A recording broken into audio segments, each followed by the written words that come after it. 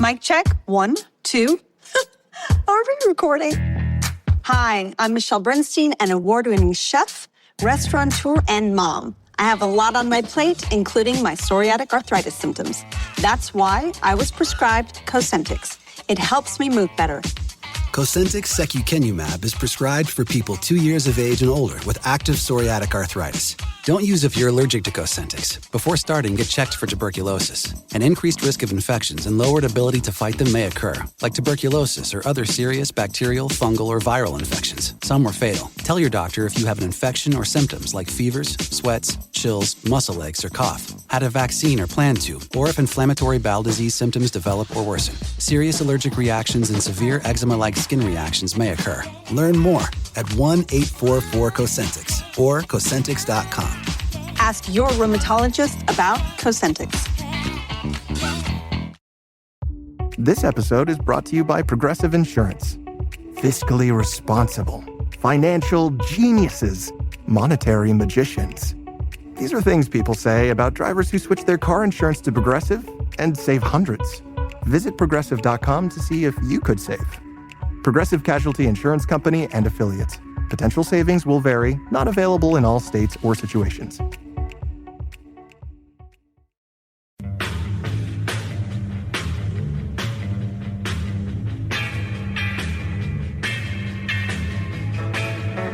This is The Roger Stone Show.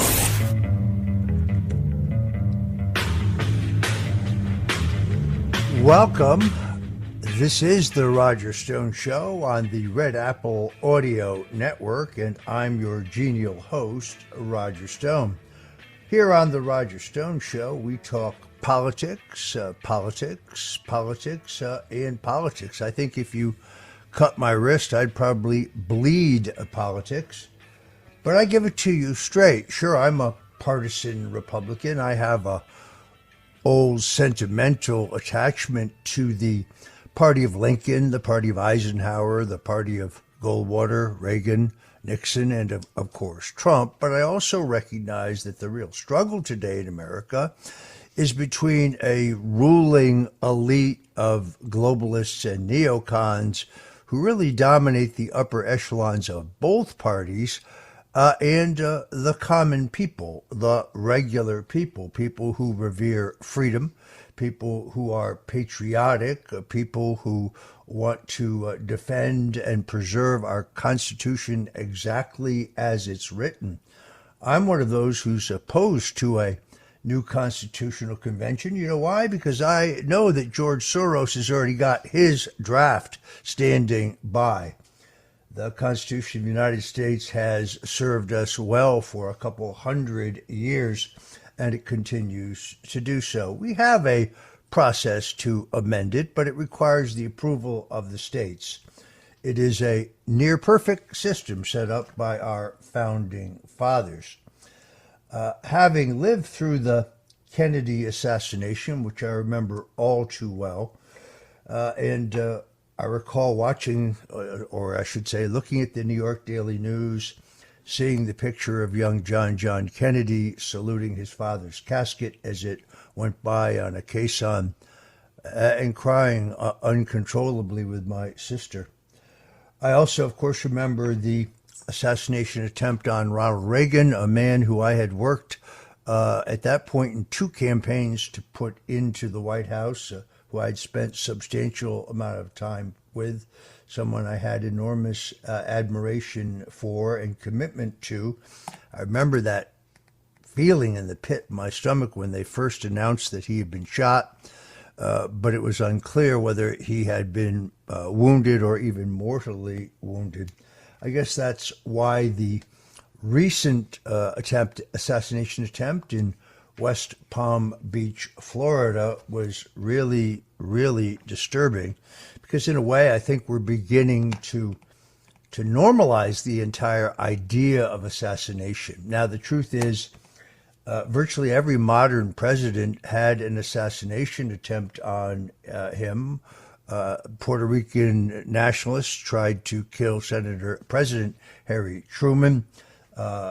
Some of the members of the Manson family tried to kill President Gerald Ford.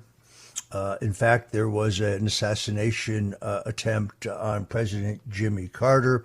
There was even an attempt on President Richard Nixon's life in Miami, but the media was different in those days, and unless those were public events, we were told very little about it.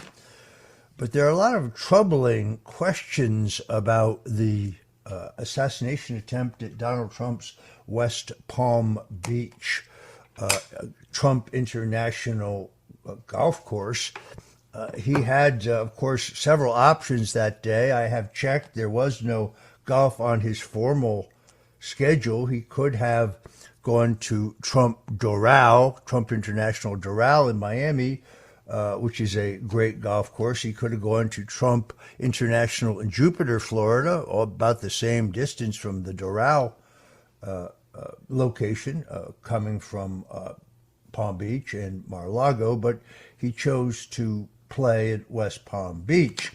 How the accused killer, Ryan Routh, got from Hawaii, where he lived, to the United States is still an open question. We know he had an easier time traveling than, say, Tulsi Gabbard, the four-term Democrat congresswoman who is not only a combat veteran serving our country in both Iraq and Kuwait, but still holds the rank of lieutenant colonel in the U.S. Army Reserve, because you see, she's on a secret TSA domestic terrorist watch list simply because she criticized Vice President Kamala Harris.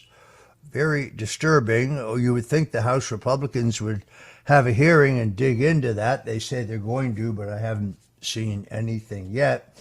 You know, all roads in both of these Trump assassinations seems to lead to one thing alone. We see real similarities between the shooters, Thomas Matthew Crooks, the man identified at this point by the Secret Service as the alleged shooter, now deceased, in Butler, Pennsylvania on July 6th, and Ryan Routh. Both of them were donors to Act Blue, a payment processing website that is used for giving contributions to the Democratic Party. Both managed to get within 500 feet of President, 500 yards of President Trump. Both attempts, seems to me, were followed by mainstream media attempts to downplay the severity of both situations. But just for context, Ryan Routh was a construction worker in North Carolina. He is listed as unemployed. He clearly had financial problems. He originally lived in North Carolina but moved to Hawaii, where he has a house and a business that reportedly is behind in its taxes and making no money. He lists himself as unemployed. Somehow, however, he managed to vote in North Carolina in the last election, despite the fact that he lived in Hawaii. But what he really cared about was Ukraine. So this former construction worker with no income, operating entirely on his loan, ran a website trying to recruit Americans at $1,200 a month to fight for Ukraine, which was illegally moving Afghani soldiers fleeing from the Taliban into Pakistan and in Iran to fight for Ukraine. He actually dropped everything for months to fly himself to Ukraine, and then he flew to D.C. to lobby Congress to recruit soldiers for Ukraine. So who paid for all that? Then additionally, he had over 100 criminal charges and complaints against him, including convictions in 2002 that would prevent him from possessing a weapon of mass destruction. But as most construction workers do, he still obviously had access to weapons. I'm kidding, of course.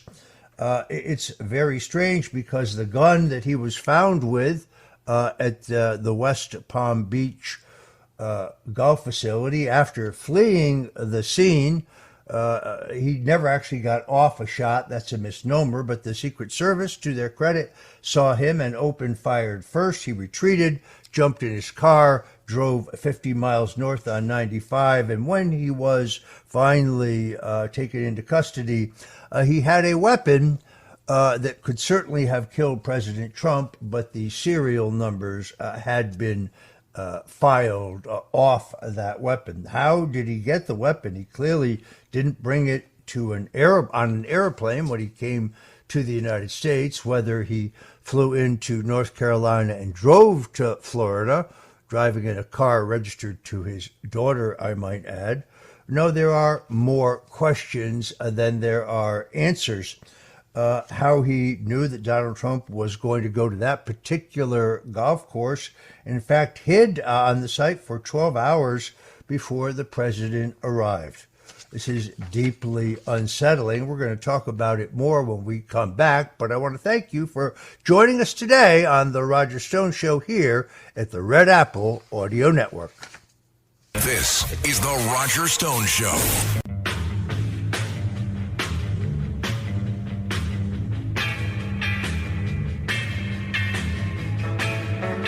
This is the Roger Stone Show.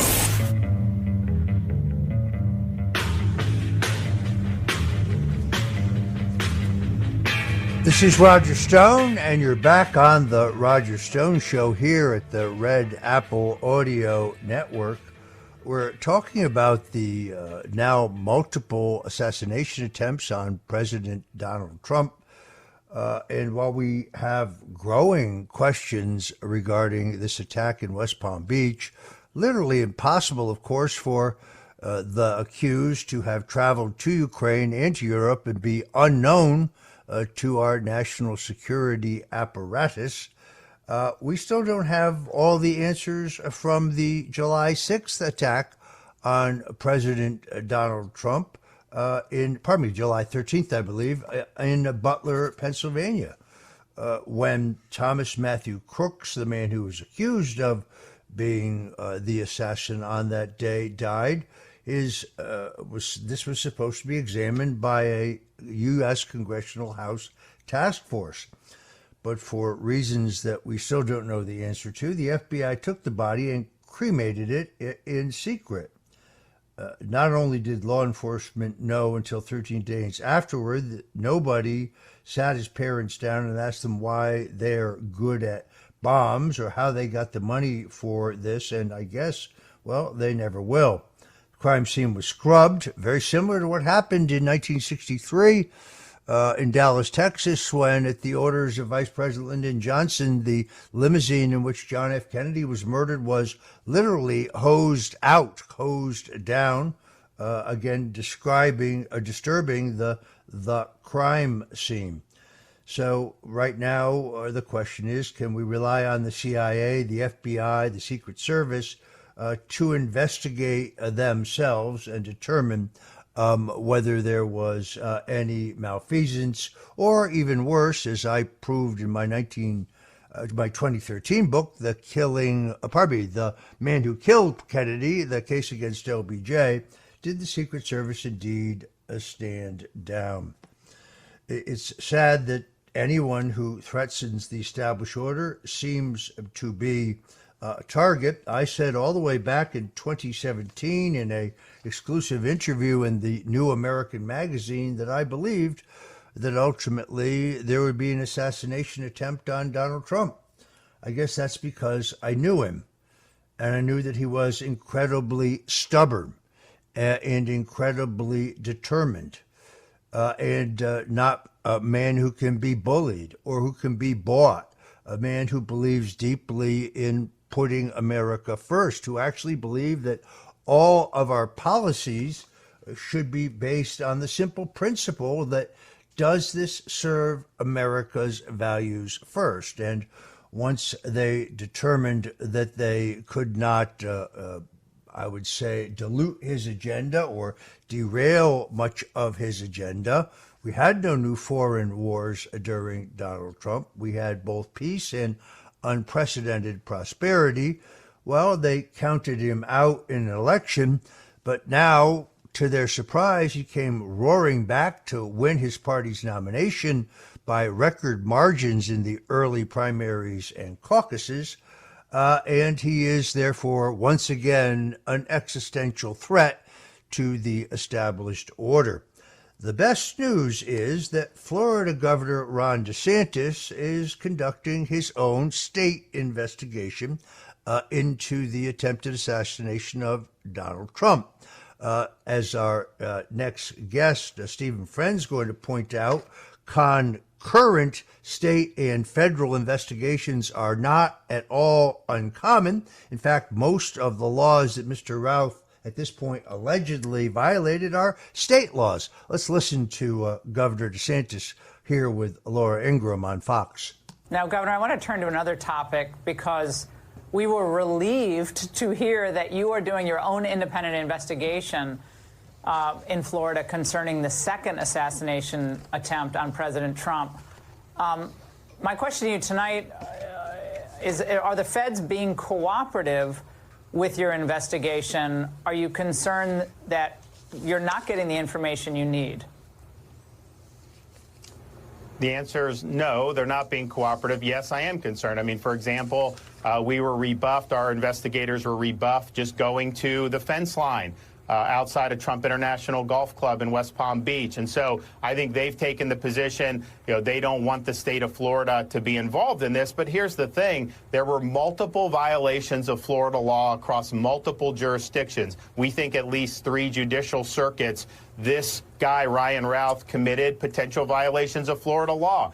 So we have a duty to investigate this. We have a duty to bring the appropriate charges. And we also have a duty to inform the public about how this happened. So I don't anticipate they're being cooperative. I think that they've just taken that position. And I think that that's unfortunate because even though I've been very clear, state of Florida is going to do an investigation, I've not disputed their right to also investigate. It's the federal government. He was in their protective custody as a presidential candidate. But let us do this. So hopefully that tune will change. But I can tell you right now, Laura, we have not gotten a lot of receptive response. Very disturbing. By the way, we have Ruth's mugshot where he looks to be slightly smirking. He's a very strange individual, to say the least. But we've heard other FBI agents, former agents, Governor, say they think it's quite odd that in the first assassination attempt and the second assassination attempt, there's almost an immediate response from the feds saying that, oh, looks like he's acted alone, or we really don't know what the motives are here. Oh, does that strike you as slightly strange, to say the least? Yeah, I don't think the public has confidence when that is being done. So as soon as we got word of this on Sunday, I told our guys in state law enforcement, save all his social media because Facebook will delete it. The tech companies want to delete it. Right. Get his digital trail, store that, because we need to know, how did he end up in Florida to begin with? What is this pathway this guy has taken to end up in those bushes trying to assassinate the former president of the United States and current Republican nominee? How did that happen? And we have not gotten answers about Butler. We haven't gotten answers about things like the Las Vegas shooting from many years ago. So part of the investigation that our folks are doing is they are going to provide evidence they find of motive, evidence of his associations, and evidence of his beliefs. Good. I think that's very important that the public get the real story on that. Yeah, well, and the FBI has shredded its own credibility. And, Governor, thank goodness you're doing an investigation. I was so happy to hear that. And it's wonderful to see you tonight. Thank you so much.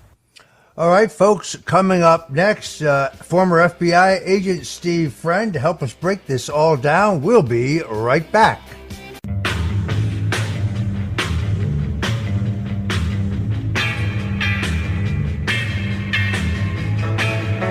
This is The Roger Stone Show.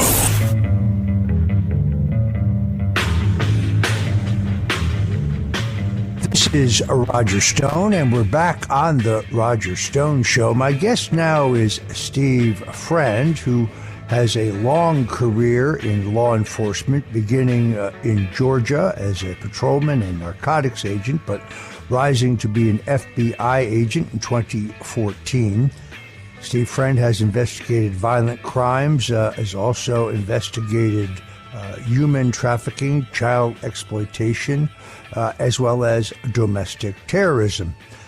Steve left the FBI in 2022 after deciding to become a whistleblower when he became uncomfortable with the Bureau's policies regarding school board meetings and parents, among other things. But I've asked Steve to join us today to talk about what two and perhaps what may have been three assassination attempts now on President Donald Trump. Steve Friend, welcome to the Roger Stone Show. Well, thanks so much for having me today, Roger. So, Steve, this is, I almost don't know where to begin. I wrote a book in 2013 about the Kennedy assassination, the man who killed Kennedy, the case against LBJ. It became a New York Times bestseller. I'm very proud of that book. It was my first book. But in that book, I document the fact that there's just no question that the Secret Service and the FBI stood down on President John F. Kennedy on November 22nd, 1963. When I say they stood down, they violated many of their standard protocols and procedures, which made the assassination of the president possible. As I look at the assassination attempt in Butler, Pennsylvania, I continue to have more questions than answers. For example, the idea that the Secret Service, the state police, and the local police would all be using different radio frequencies rather than the same frequency, so they could not actually communicate with each other. Would you say that that is unusual? Unfortunately, it's actually quite typical. And this is just another one of the vulnerabilities that's out there. It's sort of tied to what I've been trying to hammer home, that there's this myth of competence that exists with our federal law enforcement partners. Now, you would expect, because that is the normal situation, that you would have an advanced team. Some of the agents in the Secret Service would have met beforehand with the local partners, local law enforcement agencies in Butler, Pennsylvania, gotten their radios, and then been able to communicate with them. But here's the little dirty secret, is that nobody wants to do that, because it necessitates that you return those radios to them later, which means that you have to just stay behind a little bit longer. So now we're just talking about not willing to be inconvenienced by having to meet with the plebeian swine, the local cops who are just out there doing their job every single day to augment you and your responsibilities to keep President Trump safe. And they didn't do that. And from what the whistleblowers who have come forward to Josh Hawley have revealed, is there was no advanced team that he came out. They failed to develop that relationship, failed to get those abilities to even communicate with each other. And as a result, there was a huge lag in time, even if there was a report of this of crooks on the roof there from the locals, to actually getting to the ears of the Secret Service, or vice versa. We also learned that a majority of those in the president's protective detail were not, in fact, Secret Service agents, but the majority of them were Department of Homeland Security employees who had been given a 2-hour online tutorial on executive protection. This for the protection of a former president of the United States. And based on a report by Clay Higgins, the congressman from Louisiana, who has now, I'm happy to say, been appointed to the House Special Committee that's going to investigate what happened in Butler, because Clay is a bulldog, a former law enforcement officer like yourself, that the Secret Service, the state police, and the local police knew that there was a man. They tell us it was Crooks, known to those entities within the sealed perimeter for 92 minutes. They also knew he had a gun. They had seen him use a rangefinder, yet somehow President Trump's detail is not informed, and President Trump is not evacuated from the premises, which is the normal way things would be done. It is, and there was just a lot of failures here that even haven't gotten to the public attention, like the fact that the on-site lead agent here was deemed to be pretty below par as far as her performance went. And that was a responsibility that was sort of traded around amongst the different members of President Trump's protective detail rather than going to the most qualified person. And this individual, she had a history of posting where she was in picture form, video form on social media while she was supposed to be doing protective detail work. And then the overall commander for this event from the Pittsburgh field office from the Secret Service, she had a couple of decades of experience with the Secret Service, but had never actually served on a protective detail. All of her experience, I guess, had been in some sort of investigative role. So these are just the legion amount of failures that we've seen here. And, you could attribute some of it to just ineptness and incompetence as it pertains to the federal government. I've always said it's incompetent people doing incompetent things incompetently, largely, and you can stack those failures on each other. And I think that was a huge contributing factor, particularly when you think of the fact that the Secret Service really hasn't been tested in the last 4 decades. And then finally, this guy Crooks decides to put it to a test and exposes all of these failures that have likely been going on for a long time. But in light of now the second attempt last weekend, it seems to be that now we have a trend. Now we have the element of there might be a complicit element here from the Secret Service.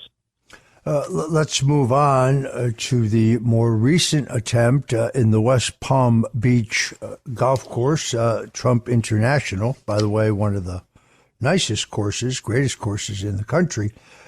This story boggles the mind even further.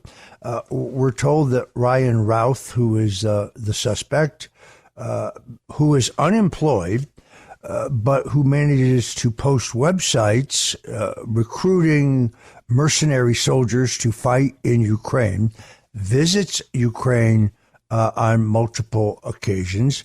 Yet we're also told that he is essentially indigent, that he is a failed business. He does have a home in Hawaii where he allegedly lives, although he voted in the last election in North Carolina, where he does not live. We're not certain how he gets from Hawaii to West Palm Beach, Florida. He certainly could have flown because, unlike Congresswoman Tulsi Gabbard, who is a 4-term member of Congress, a Iraq and Kuwait combat veteran, and a lieutenant colonel in the U.S. Army Reserve even today, Mr. Routh is not on the TSA's secret domestic terrorist watch list, while the former Congresswoman is, evidently because she said something critical about Vice President Kamala Harris. This story makes even less sense to me. First of all, that he gets to Florida, that he allegedly lays in wait for 12 hours.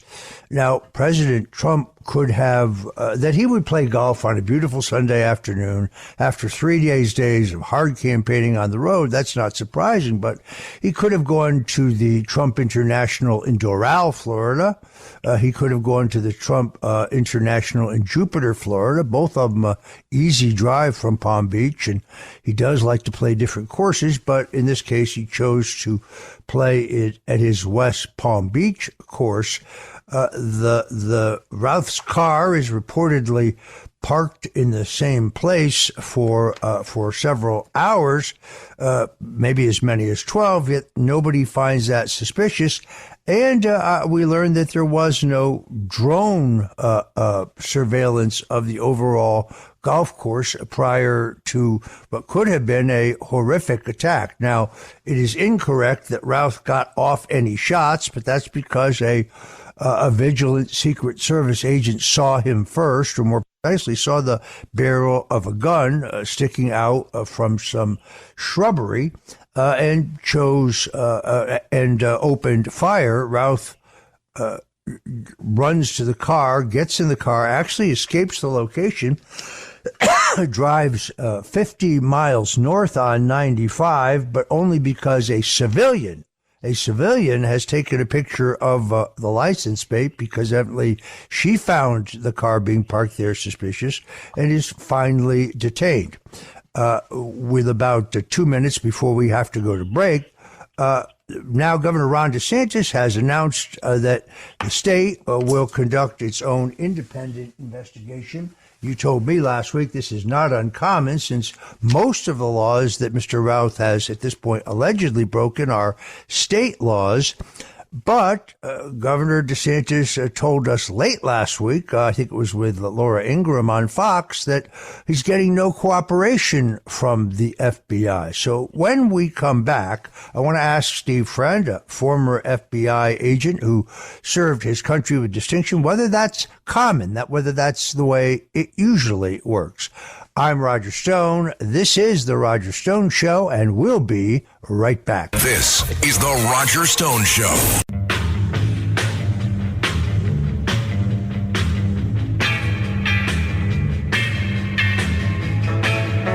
This is The Roger Stone Show.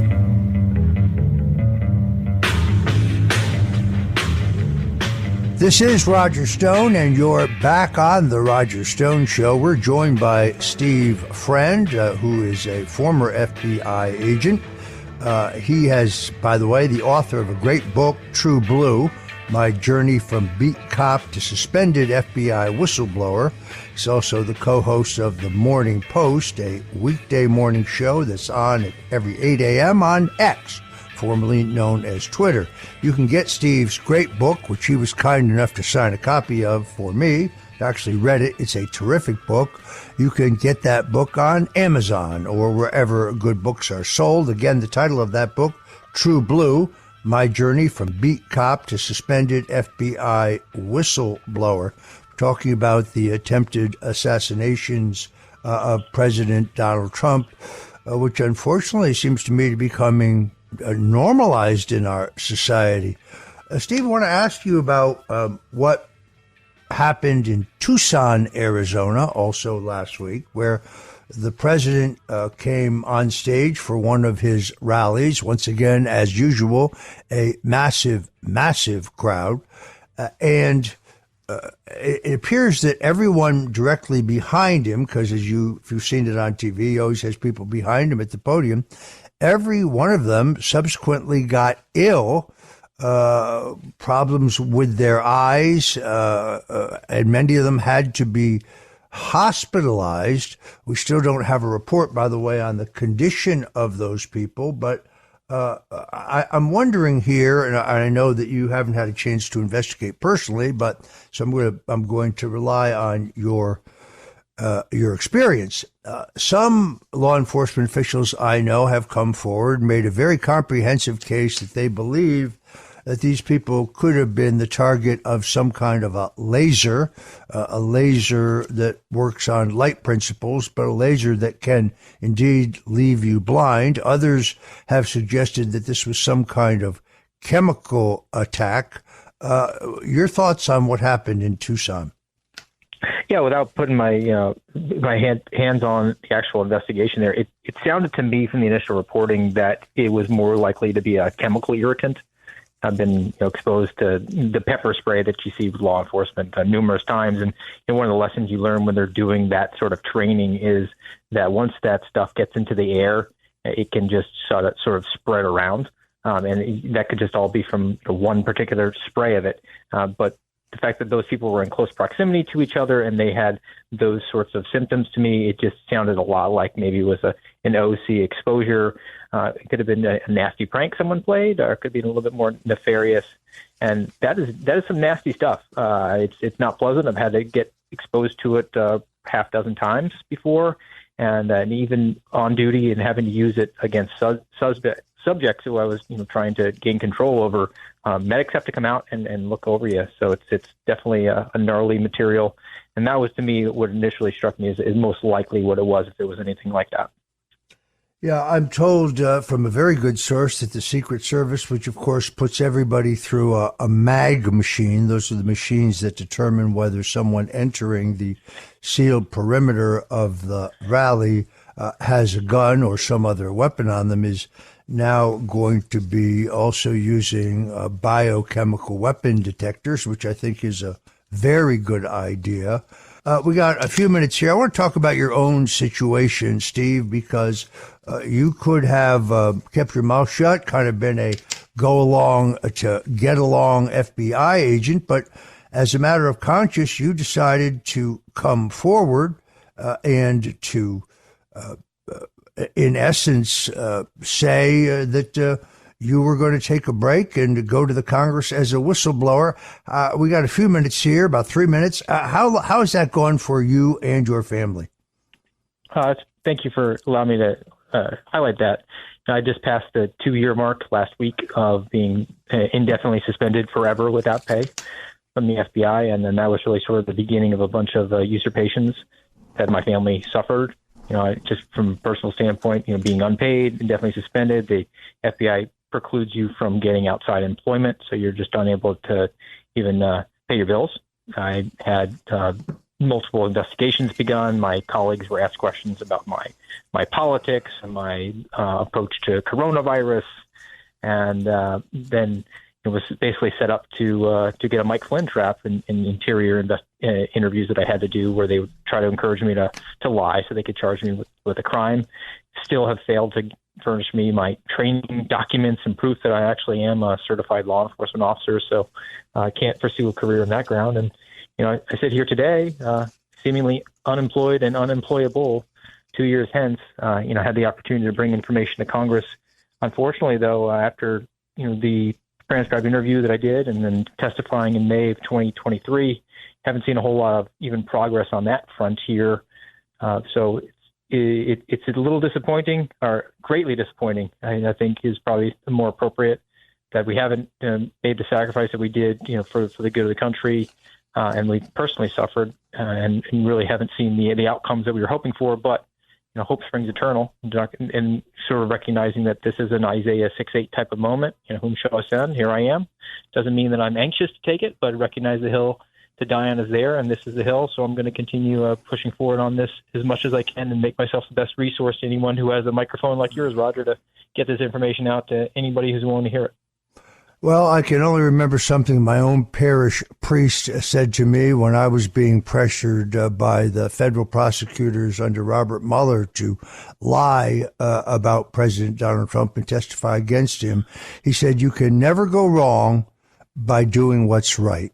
And that's what you have chosen to do. The burden your family has been horrific.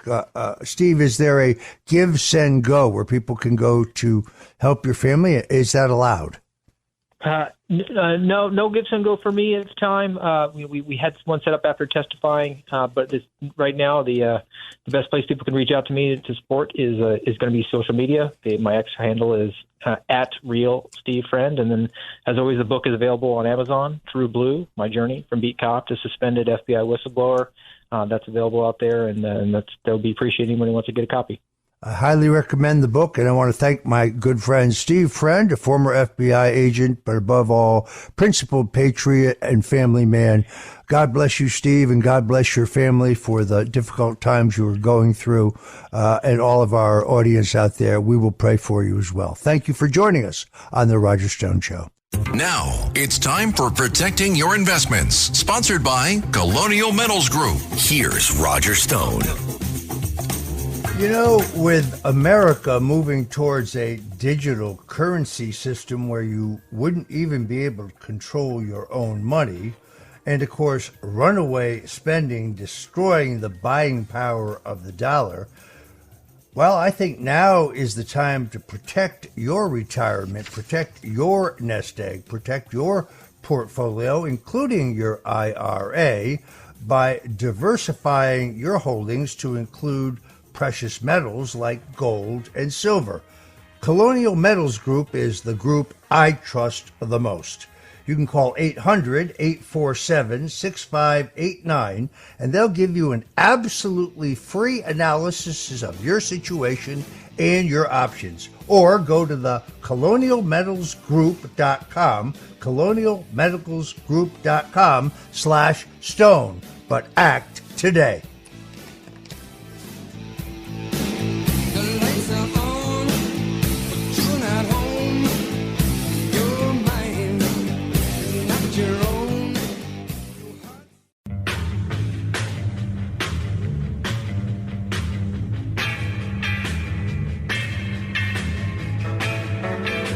This is The Roger Stone Show.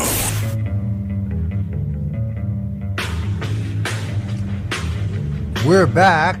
This is The Roger Stone Show on the Red Apple Audio Network. And joining me now is award-winning author, independent investigative journalist, and documentary filmmaker Liz Crokin, who's best known for her relentless work exposing sex trafficking. Liz has worked for multiple media corporations such as the Chicago Tribune, the Chicago Sun-Times, Splash, and Town Hall, but perhaps she is best known for appearing in a historic documentary, Out of Shadows, that despite the very best efforts by powers unseen to cancel and to hide that documentary, has been seen by over 1 million people globally and has actually been translated into over 24 languages. This is a documentary, Out of Shadows, which tells you the truth about the shocking sex trafficking trade that's going on globally. We are honored to have Liz Crokin join us now on The Roger Stone Show. Hi, Roger. How are you doing? Really happy to have you. I know that you are in California and you're on the road, so I really appreciate your calling in, because one of the stories that you have covered from the beginning pertains to P. Diddy, formerly known as Puff Daddy, formerly known as Sean Combs. He's currently, I believe, at Rikers Island after a major bust last week. It's kind of interesting that a tweet from Kamala Harris thanking P. Diddy resurfaced only recently after his arrest in what prosecutors tell us is a sex trafficking case. And I get the impression, just looking online, that, well, elites in politics and Hollywood and business are they're sweating bullets right now. What's going on here, Liz? Right. So Diddy is involved in a ring, a sex trafficking ring involving many celebrities, elites, powerful individuals, and including politicians, as you just cited the example of Kamala Harris tweeting about Diddy. Now, we know that 3 of his homes were raided months ago by the feds, and last week we finally saw the arrest of Diddy. He was arrested, and the next day they unsealed the indictment. In the indictment, he has been charged with crimes related to trafficking and arson and other crimes.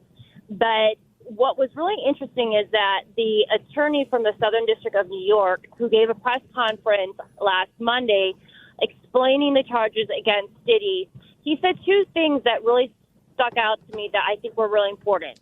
One of them was he made it very clear that this investigation is ongoing. And I believe that we are just seeing the first layer of charges against Diddy. I believe we're going to be seeing a lot more charges piled on.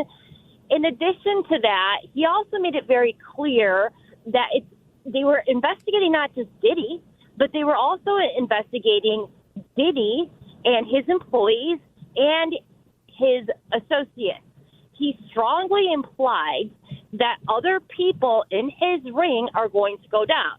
Now, what he also said that he strongly emphasized is that he said his office does not care who you are, how famous you are, how wealthy you are, and how powerful you are. If you are involved in sex trafficking, we're coming for you. Now, what's interesting that happened today? Today, there are a few celebrities that are scrubbing their social media accounts. We had Usher scrub all of his tweets on X. We had Pink scrub all of her tweets on X.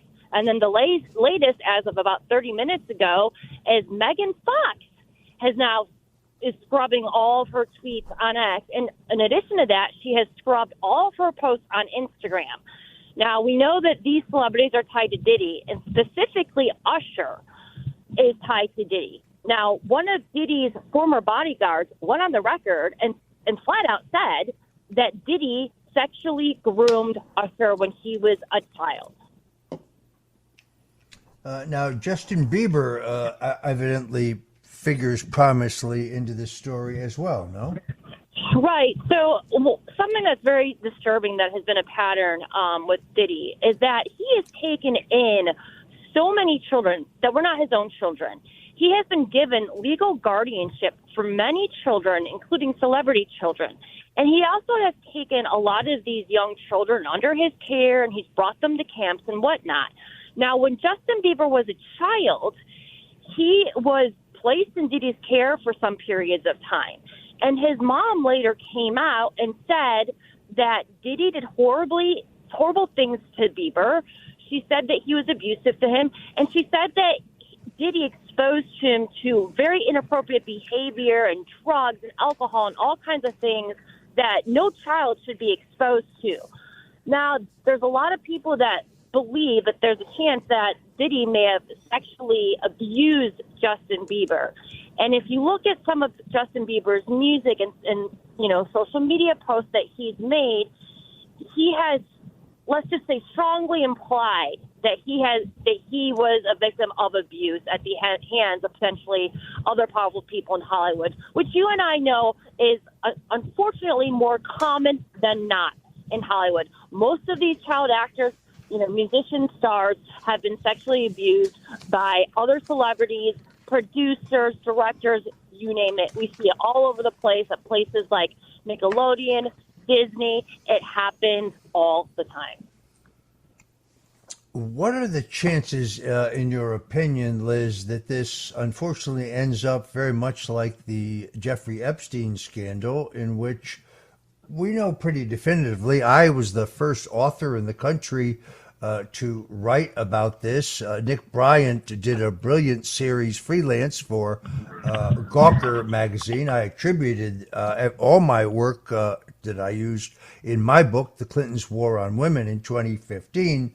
But to this day, despite the fact that we have Epstein's Little Black Book, which has been published, we have the FAA manifests for his plane, the Lolita Express. We know that both, for example, Bill and Hillary Clinton visited Epstein's Island. This was after, I might add, he had pled guilty and served an extraordinarily short sentence in Florida for a sex crime.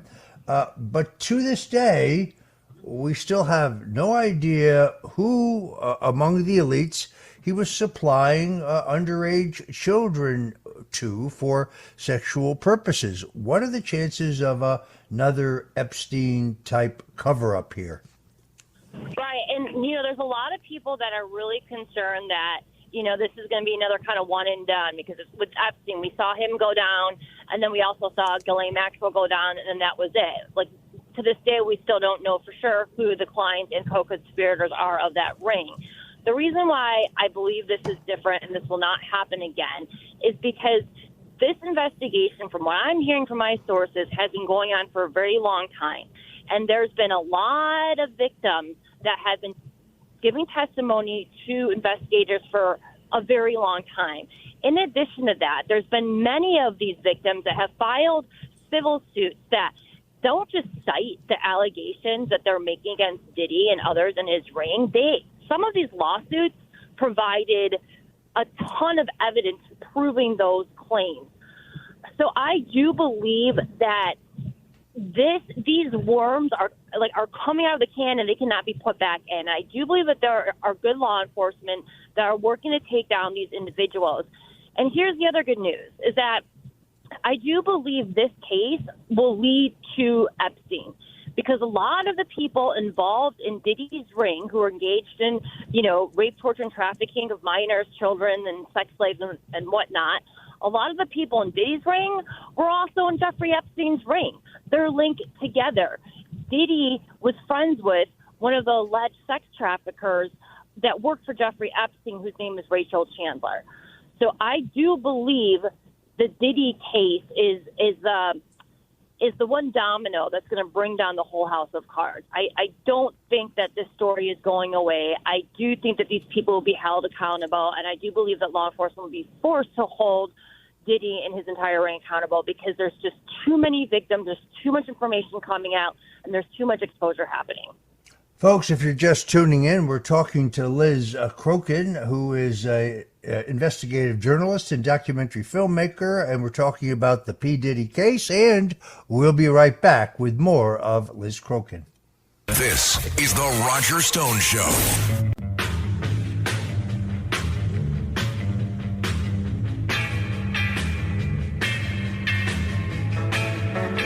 This is the Roger Stone Show.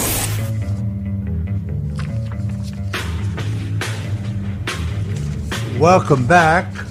I'm Roger Stone, and this is the Roger Stone Show on the Red Apple Audio Network. Let me urge you to go to your phone now and go to the App Store to get the Red Apple app so you don't miss any of the great programming we have here on the Red Apple Audio Network. You will hear some of the greatest programming in the country. We're talking to Liz Crokin. She is an award-winning author, an independent journalist, and her probably most famous involvement is with the groundbreaking film Out of Shadows. I urge you to go online and look for it, despite the very best effort of very powerful influences who don't want you to see this movie. Over 100 million people globally have watched it, and it has been translated into over 24 languages. This hard-hitting, I would say shocking film exposes the global sex trafficking multi-billion-dollar industry, an industry, I might add, that when it comes just to raw dollars, puts the illicit and illegal drug cartel business in second place. Hard to believe. Liz has a lifetime of breaking exclusive stories. Once worked for the New York Observer as well as the Chicago Sun-Times, Splash, U.S. Weekly, Touch, The Star magazine. She is a woman of enormous courage to come forward and cover the very serious problem of sex trafficking, particularly child sex trafficking, and we are honored to have her with us today. Liz, you keep hearing big names dropping, and I'm not big on guilt by association, because those on the crazed left have sometimes used it on me with no basis in fact, but there's been a lot of speculation about other major celebrities who may be embroiled here. Do you want to comment on any of that?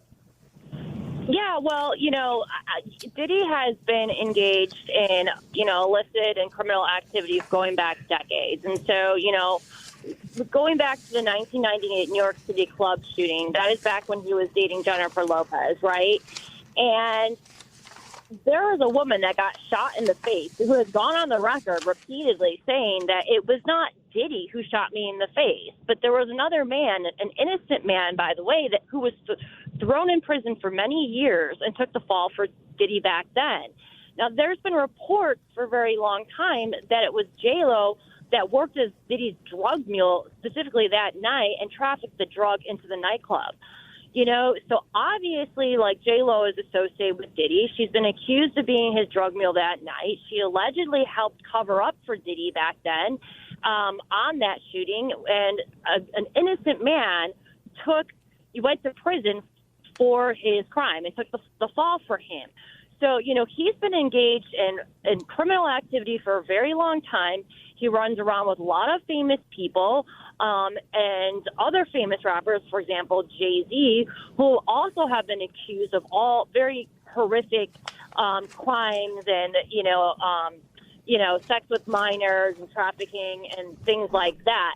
And so I do think that we're going to see a lot of these people go down and be exposed, and many of them are already getting exposed.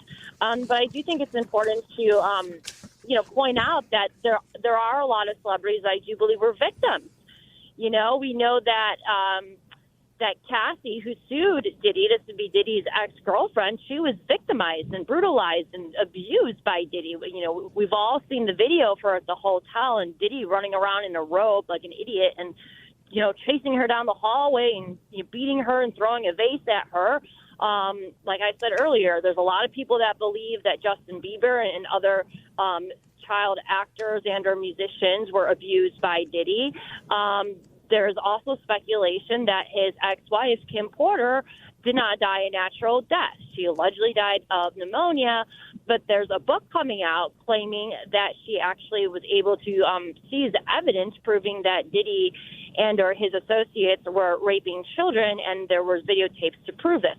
What we do know for a fact, though, is that he was videotaping all of these sexual acts that were occurring at his homes, at his so-called freak-off parties. And we do know that the Feds and the Department of Homeland Security do have those tapes. I've seen the online videos of Cat Williams, of Tupac making accusations. That's one of the reasons that I first began to take this entire case more seriously. There's clearly a lot more to come down the pike. Liz, I want you to come back as this story develops because this is an area that you have focused on. I know because of your work that you yourself have been the subject of threats. I know how that is personally. I want to commend you for having the courage to stand up for the children, to stand up for those who are being abused. And folks can find you on X, formerly known as Twitter, at Liz Crokin, LizCrokin, Liz Crokin. You can find her on X, and I urge you to follow her. Liz, thank you so much for joining us today on The Roger Stone Show. Well, thank you, Roger, so much for supporting me and for all you've done to expose this evil. We're only getting started with this. There's going to be a lot more exposure that's going to be happening with Diddy. So stay tuned. All right. Drive safely, and thank you again for joining us.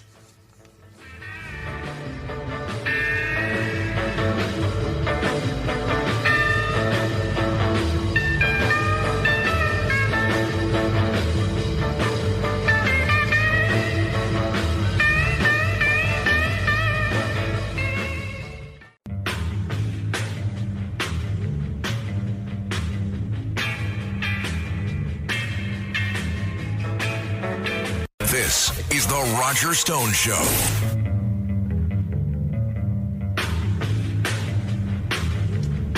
Welcome back, folks. This is The Roger Stone Show on the Red Apple Audio Network. As a veteran of 45 years in American politics, where I have been deep in the corroded rectum of the two-party system, I actually think that there's a historic realignment going on in American politics today. Our division is no longer the traditional division of Republicans versus Democrats. In fact, I believe that the upper echelon, the leadership level of both those parties have been taken captive by corporate-funded elites whose major agenda seems to be war. War, of course, is exceedingly profitable for some people like, defense contractors. They seem intent on mass-based censorship of all media, particularly social media on the internet, but really all media. And they really seem to be funded and controlled to a great extent by big pharma. There's something going on in the country when you see former Vice President Dick Cheney, his daughter, former Congressman Liz Cheney, who was defeated for re-election in Wyoming by a record margin in the Republican primary. Little Adam Kinzinger, all of them switching to endorse Kamala Harris. What do they have in common with the Harris-Biden administration, which is what I call it now, the Harris-Biden administration, well, they want to go headlong into war. We are really on the cusp of World War III. But I can tell you this, in the 6 swing states that are going to decide this election, there are at least 943 voters who had planned to vote for Robert F. Kennedy Jr., who had been attracted by his candidacy. And I believe that to a great extent, those voters are going to decide who wins this election. Let's listen to what Robert F. Kennedy had to say to every American. Hey, everybody. A lot of people are asking me if they live in a red state or a blue state, should they still be voting for me? What about swing states? The answer is easy, no. No matter what state you live in, you should be voting for Donald Trump. And let me tell you why. That's the only way that we can get me and everything I stand for into Washington, D.C. and fulfill the mission that motivated my campaign. Right now, free speech is under withering and relentless attack in America and across the globe. But at least we still have enough of it here that you can watch this video. We can still run an opposition political campaign. Well, in a lot of countries, you can't do that anymore because the state now controls the media. The state censors the internet. Brazil just banned Twitter because Elon Musk refused to censor user speech.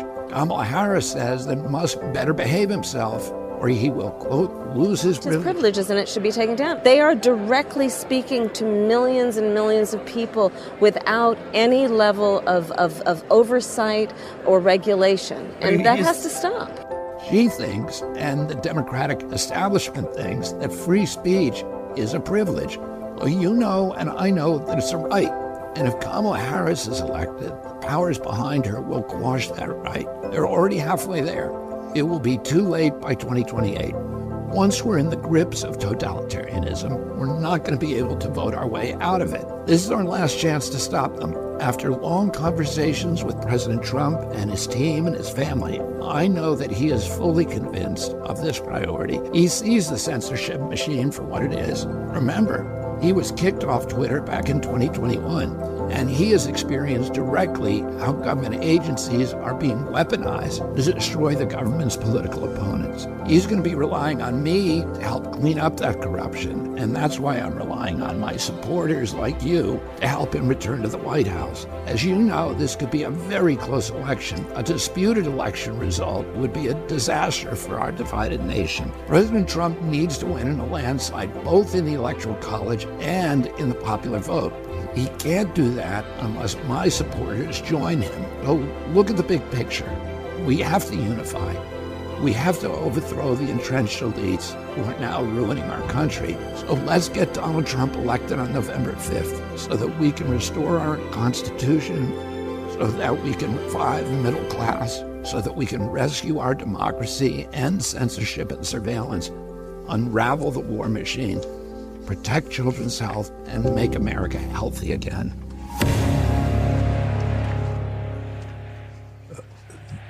Very, very powerful. It's interesting that in making his decision to abandon his independent candidacy, which the Democrat Party had spent tens of millions of dollars to kneecap him, to knock him off the ballot in various states, then once he put his candidacy on hold, suspended his candidacy, and endorsed Donald Trump, those very same lawyers, those very same interests went back into court to try to keep his name on the ballot to prevent those votes from going to President Trump. But he named three big decisions. First of all, I would point out that he asked for a meeting with Kamala Harris, the vice president.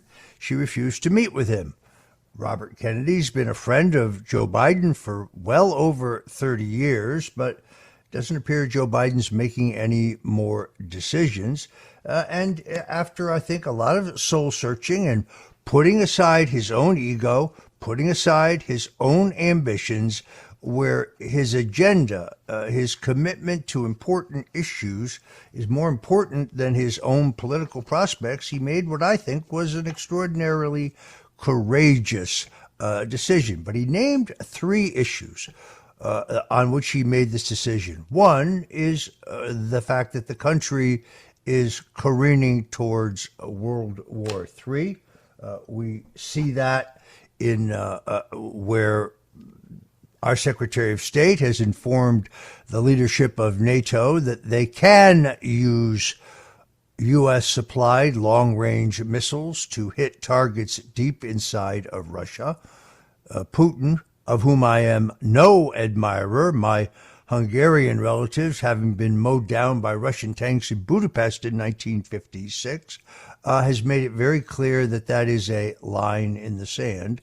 Secondarily, however, was the issue of censorship. You just heard him speak about it when it comes to Kamala Harris, who's already threatening to end the free speech rights of Elon Musk, who owns X, formerly known as Twitter, insisting that free speech is a privilege. Perhaps she's never read the First Amendment. Now let's listen to Hillary Clinton and see what she has to say. And boosting Trump back in 2016. But I also think there are Americans who are engaged in this kind of propaganda. And whether they should be civilly or even in some cases criminally charged is something that would be a better deterrence because that is really shocking. What about those 51 former intelligence agents that were exposed by Miranda Devine in the New York Post and also the excellent work at Breitbart as having co-signed a letter claiming that Hunter Biden's laptop had all the hallmarks of Russian disinformation, which, of course, it didn't. We now know through the court proceedings that the laptop of Hunter Biden, which documents many, many, many crimes of all sorts, was real. I wonder if Hillary thinks that those 51 former intelligence officers should be prosecuted for misinformation. Somehow I doubt that is the case. Then there's the real question of who can save America. Let's go to this very quickly. The difference between Donald Trump and Kamala Harris. Asked about prices. Here's Donald Trump when he's asked about how he would keep prices down. Good evening, President Trump. Thank you for taking our question. Thank you. My name is Barbara. I'm a mom of 3, a grandmother of 7, and 3 great-grands, a registered nurse, retired nurse. So I know the cost that goes into raising children and running a household. Yeah. People just can't survive now. How are you going to bring down the cost of food and groceries? Good. Very good. Thank you. So we have to start always with energy. Always. I don't want to be boring about it, but there's no bigger subject. It covers everything. If you make donuts, if you make cars, whatever you make, energy is a big deal. And we're going to get that. It's my ambition to get your energy bill within 12 months down 50%. If I can do that, we've done a hell of a job. 5-0, not 15, 50. Interest rates are going to follow, and actually they're going to follow for another reason. The economy is now not good. And interest rates, you'll see they'll do the rate cut and all the political stuff tomorrow, I think. And, will he do a 0.5 point? Will he do a 1/4 point? But the reason is because the economy is not good. Otherwise, you wouldn't be able to do it. But we're going to get interest rates down, and we got to work with our farmers. Our farmers are being decimated right now. They're being absolutely decimated. And, one of the reasons is we allow a lot of farm product into our country, and we're going to have to be a little bit like other countries. We're not going to allow so much we're going to let our farmers go to work. When we come back, folks, on the other side, we're going to play Vice President Kamala Harris's answer to that very same question. So don't go away. This is the Roger Stone Show.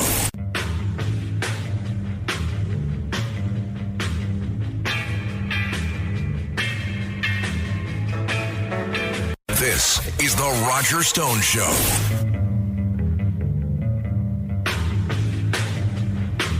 And we're back. So you just heard Donald Trump when he was asked in a Michigan town hall about what he would do to bring prices down. He stressed the fact that we needed to return to energy independence, start drilling and exploring for gas and oil again, because that is the cornerstone of a vibrant economy, brings down all costs, actually. But now Kamala Harris was asked that exact same question. Let's listen to her. When we talk about bringing down prices and making life more affordable for people, what are one or two specific things you have in mind for that? Well, I'll start with this. I grew up a middle-class kid. My mother raised my sister and me. She worked very hard. She was able to finally save up enough money to buy our first house when I was a teenager. I grew up in a community of hardworking people, construction workers and nurses and teachers. And I try to explain to some people who may not have had the same experience, but a lot of people will relate to this. I grew up in a neighborhood of folks who were very proud of their lawn,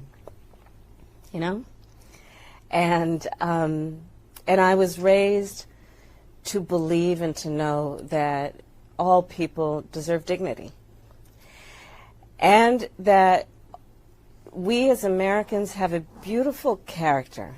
We have ambitions and aspirations and dreams, but not everyone necessarily has access to the resources that can help them fuel those dreams and ambitions. So when I talk about building an opportunity economy, it is very much with the mind of investing in the ambitions and aspirations and the incredible work ethic of the American people, and creating opportunity for people, for example, to start a small business. Well, that was a non-answer if I've ever heard one, but I do think it tells us a lot about the recent ABC debate, although that wasn't much of a debate. That was a mugging.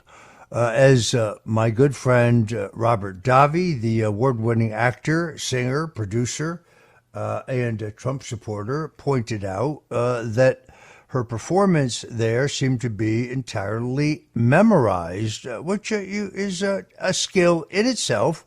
But that would, of course, be consistent with her at least having the topic of every question, if not every question itself. We know that Donna Brazile, the former Democrat political operative, who's still a Democrat political operative, but now working for the media, in 2016, while she was working at CNN, it was proved indisputably that she gave the debate questions to Hillary Clinton. I think Donald Trump prevailed in that debate anyway. Where is Donna Brazile work now? Well, wow, she works at ABC. So if you listen to that answer, or if you listen to Kamala Harris's answer, which was almost identical in an ABC radio affiliate, or pardon me, an ABC television affiliate, she essentially is just spitting back portions that she has already remembered from her debate, where I would concede she exceeded expectations. The dirty tricks involving that debate are quite incredible. They had purposely a Klieg light shining in the president's eyes that were completely blinding. That's why you saw no reaction shots from him, something that he actually is very good at. And of course, it was 3-on-1. We talked about it last weekend, but when you go to the fact checking by the two moderators, every single one of their fact checks turns out to be incorrect. So Trump was right to begin with.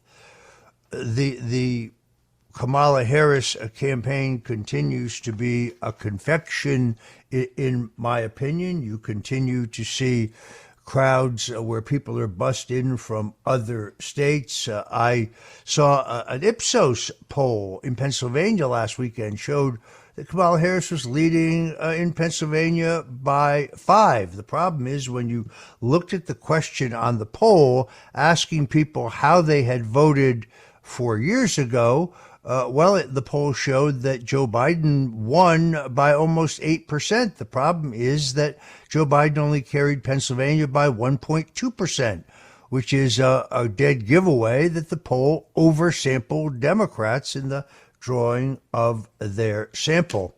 Then you have another interesting phenomena. Robert Mueller, remember him, the special counsel, he's out with a new book in which he says he recaps the Russian collusion in 2016, which did not take place. No, Paul Manafort did not share polling numbers from the Trump campaign with a Russian intelligence asset. The man they refer to, Konstantin Kilimnik, as the independent journalist Matt Taibbi has proven, was a U.S. intelligence agent, and the so-called polling numbers were public information.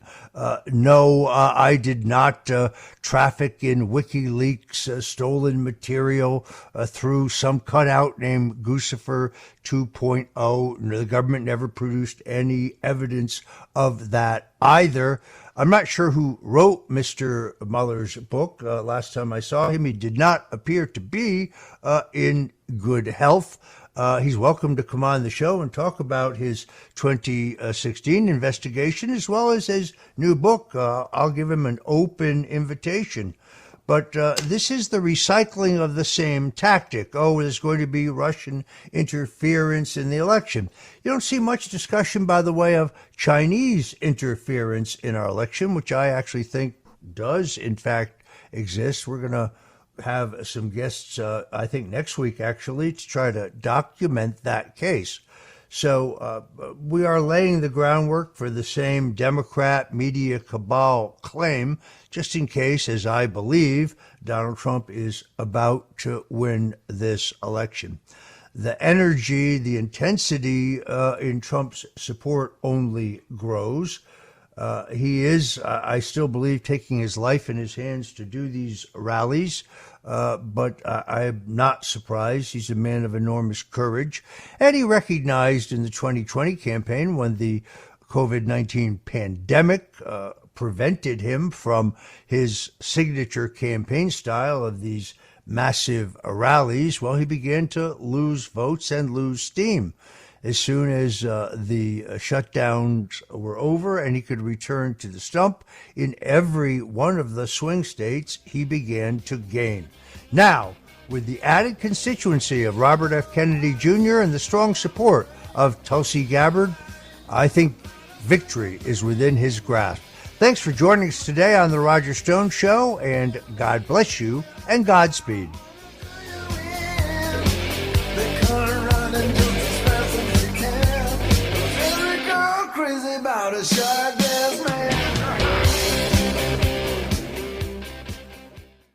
Richard Nixon. Well, I'm not a crook. Ronald Reagan. Tear down this wall. George W. Bush. I can hear you. The rest of the world hears you. And Donald Trump. And a friend of mine for a long time, he only likes politics. If you ask him about how are the Yankees doing, he has no interest. If you ask him almost anything, he likes politics, and he's a professional at the highest level. Roger Stone. All of these presidents relied on one man to secure their seat in the Oval Office. That man is Roger Stone. This is The Roger Stone Show on 77 WABC.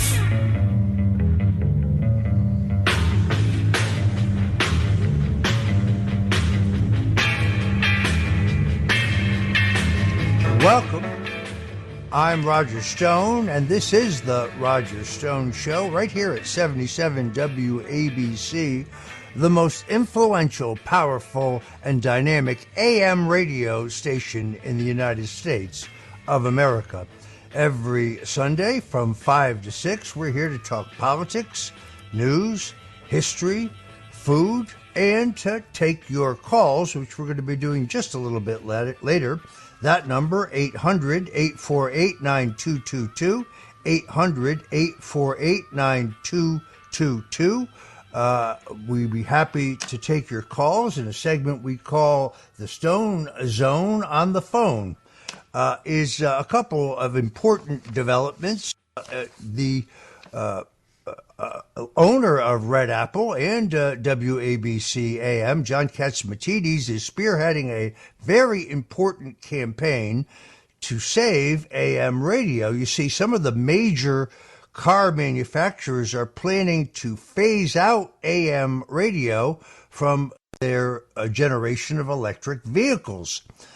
This is very, very dangerous. First of all, the cost of having an AM receiver in a car is de minimis, but people don't really understand the key role that AM radio plays in the emergency broadcast system.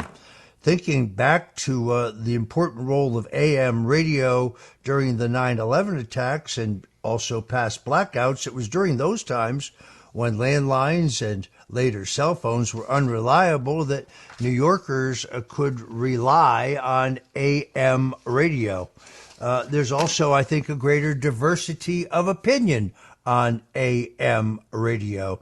So my hat's off to John Catsimatidis, who is fighting very hard to make sure the American people understand the importance and indeed the life-saving information that AM radio still delivers. What can you do?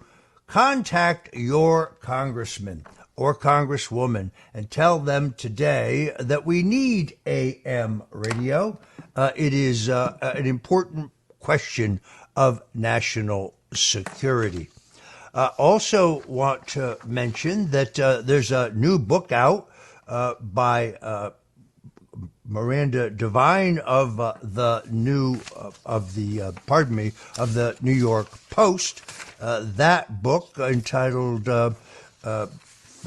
I guess it is The Big Guy, How a President and His Son Sold America. You can check out an excerpt from the book, today's New York Post. This is groundbreaking journalism that really, as I think many of you know, was actually blocked. Got the New York Post blocked, taken down from Twitter.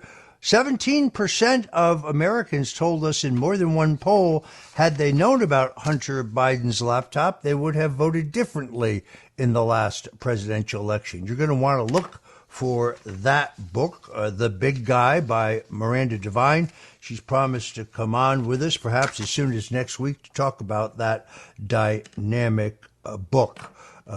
Now joining me is former New York City police detective John Macari. We're going to talk for a few minutes about the ongoing scandals surrounding the New York City Police Department. I cannot believe some of these headlines. John Macari is not only a former New York City police officer serving with distinction, but he is also the host of New York's Finest, Retired and Unfiltered podcast, a show that explores everyday life, law enforcement issues, and politics in New York City and the NYPD. You can see him and his show on YouTube, Rumble, X, Spotify, and everyone else. John Macari, welcome to the Roger Stone Show. Hey, Raj, it's a pleasure. Thank you for having me. And I appreciate your voice, and I appreciate 770 for having you on. I mean, it's a great show. It's one of my favorite shows on AM radio. Well, you are very kind. There seems to be a series of events here. It's all happened very quickly for, I think, the public, although some saw this impending corruption scandal much earlier. Our mutual friend, Salvatore Greco, a 14-year veteran of the New York City Police Department who served the graveyard shift in some of the most dangerous precincts in the city, won many awards for his exemplary duties and functions as a law enforcement officer, began complaining early. Not only had he been victimized by the Adams administration for his friendship with me, which they claimed violated a New York City regulation by the NYPD, a regulation that the mayor and his cronies seem to violate themselves every single day. So I guess let's go big picture to start. What do you think the status of the current corruption probe into the New York City Police Department under Mayor Adams, where New York City Police Commissioner Ed Caban, according to the New York Post, resigned last week, I guess it was, after a series of federal aids. Another story that says that they are probing the police commissioner's twin brother over allegations that he may have been selling protection to restaurants and night spots when it came to the New York City regulation of those spots. Now, just recently, there's a new story regarding federal subpoenas to a Brooklyn church over possible dealings with key Mayor Adams advisor Frank Carone. And then one I know a little bit about, federal investigators now subpoenaing Mayor Adams' asylum-seeking operations director for information regarding Tim Pearson, an aide to Mayor Adams, an aide who, by the way, wrote a letter, a character reference in the case of Charles McGonigal. He was the FBI agent who was running the Russian collusion investigation. It turns out he was taking payments from Russia at the same time, for which he was convicted and is now in prison. What's going on in this investigation, John? Yeah, absolutely. I mean, listen, the Adams administration is surrounded by smoke, and Eric Adams himself always likes to say, where there's smoke, there isn't always fire. And I'll agree with that. I'll agree with the statement that where there's smoke, there isn't always fire. But there are plumes of smoke from nearly every Eric Adams appointment there's been, whether it relates to the police department, where we had Police Commissioner Ed Caban, who fired your friend Sal Greco, my mutual friend Sal Greco, for criminal association, when early on Sal Greco and others were out there saying, hey, look, they're hanging out with nefarious underworld characters. They're hanging out in places they shouldn't be. The NYPD is giving the appearance of impropriety, and they're violating their own policy, and they're violating the policy that they fired Sal Greco for. Then it comes out there's a basically an allegation of a protection racket scandal, like a influence peddling scandal, where the police commissioner's twin brother, who was getting a taxpayer-funded NYPD police vehicle and security team, was driving around and basically selling his own security guards with the premise that if you hire me and you hire my consulting firms and you put my security guards in your place of business, you won't ever have a problem with the NYPD. And that's a classic protection extortion racket that we've seen in throughout the ages in mafia style. And that's what's being alleged from the New York City Police Department. So Police Commissioner Ed Caban steps down. At that point, Marcia Kramer reports on ABC. She reports that an ask from federal prosecutors was to appoint somebody from the outside. This did not get taken well by all reports that I have from sources, by the upper echelon of the NYPD, especially those who were in place to possibly become the next police commissioner. They were very angry about this, and Tom Donlin was appointed. Again, it was an ask to go outside by the federal prosecutors. And so Tom Donlin's appointed by Eric Adams, and now last night we hear his house was raided. And apparently it's about documents that he held on to for 20 years with his time in service when he was working as a federal agent. And, a lot of people are saying, it's a political target on Eric Adams' back. This appears to be political. They're going after everyone around Eric Adams. I'm looking at that completely different.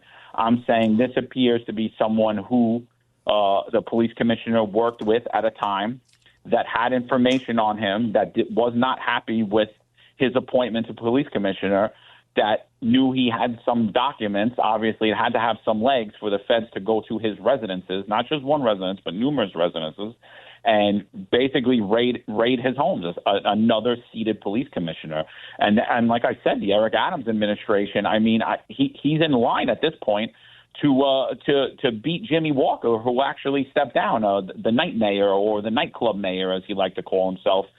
As it sits right now, Jimmy Walker and Eric Adams are tied for the only two mayors in one term to go through three police commissioners.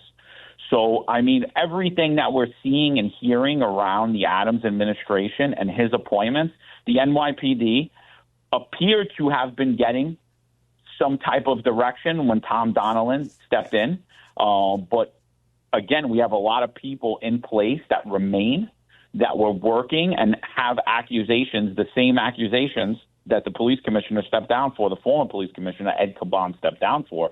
So, I mean, it's drawing a negative light on the NYPD. And at the same time, we have Timothy Pearson, another appointee of Eric Adams, the two Banks brothers. One is Philip Banks, who's the deputy mayor of public safety, who's an unindicted co-conspirator, who was, when he was appointed, people were flabbergasted, like, how are you appointing this guy to the deputy commissioner of public safety, deputy mayor of public safety?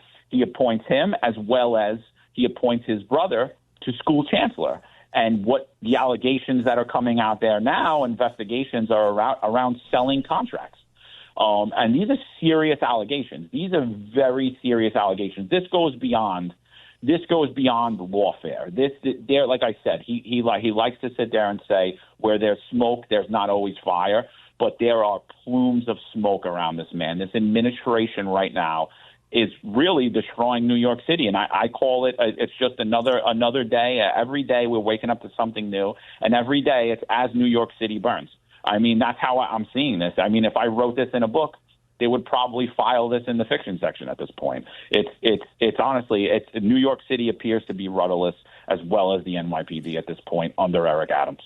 We stress, as we always do, that in America, people are innocent until proven guilty. Some have been charged. Others have not yet been charged. Others may not be charged, but it is most certainly news. When the FBI raids the home of one of Mayor Adams' fundraisers, for example, that is news. We're going to be right back with John Macari, a retired former lieutenant in the New York City Police Department, so don't go away.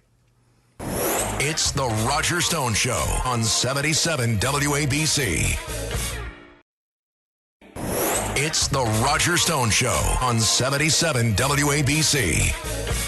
And we're back, folks. Now would be a perfect time for you to go to the App Store on your phone and download the 77 WABC app so you don't miss any of the extraordinary programming we have here on the most dynamic AM radio station in America today. We are indeed the crown jewel of AM radio, whether it is my friend Larry Kudlow on Saturdays, or Sid Rosenberg, who fills you in first thing in the morning, or you like the offbeat late night show of Frank Morano on the other side of midnight, Dominic Carter, Cindy Adams, Katz and Cosby, Curtis Sliwa. You really don't know where to stop. An all-star lineup only at 77 WABC Radio. When you download the app to your phone, that way, because of work or family, you can't listen to your favorite shows. You can always go back and listen to them later. And, of course, that includes The Roger Stone Show. So do it right now. Go to your cell phone and download the 77 WABC radio app. We're talking to a former New York City Police Department lieutenant, founder and host of the New York's Finest Retired and Unfiltered podcast. And we're talking about the tumult in the Adams administration, much pertaining to this, what I think you could fairly call a burgeoning scandal, centers around a night spot in the Bronx called Canzafrito, as my friend Sal Greco likes to remind me. And at first I kind of discounted that, but there seems to be more to it than that.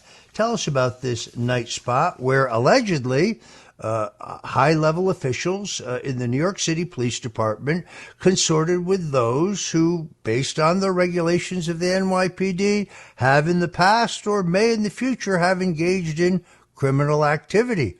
That's what they fired Sal Greco for, but how come other officers were not held to this same standard?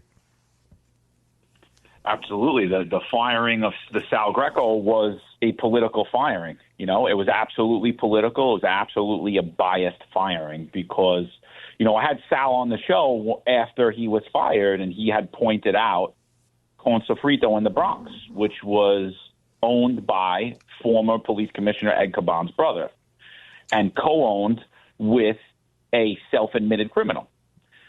So I had Sal on the show. He pointed out the fact that top-ranking officials in the New York City Police Department, his own PBA president at the time, Patrick Lynch, numerous police officers, active police officers, and upper echelon of the NYPD were hanging out with nefarious characters, not only just the police commissioner's brother's business partner, but numerous other convicted felons, which Sal Greco was fired for. And almost immediately after he had came on and revealed that on the show, I started receiving threats from the police commissioner's brother's business partner, who's a self-admitted criminal, Jimmy Rodriguez, who's also, on top of the police department officials hanging out with them, he also had very well known and high-ranking Democratic politicians hanging out there at the same time. So, you know, Sal had alleged there were numerous things going on there. It wasn't just Sal. It was numerous other people started to push out who these people were and what was going on at this place. All allegations. At the same time, the place they weren't paying their rent. The owner of the property was suing them. He wanted them out.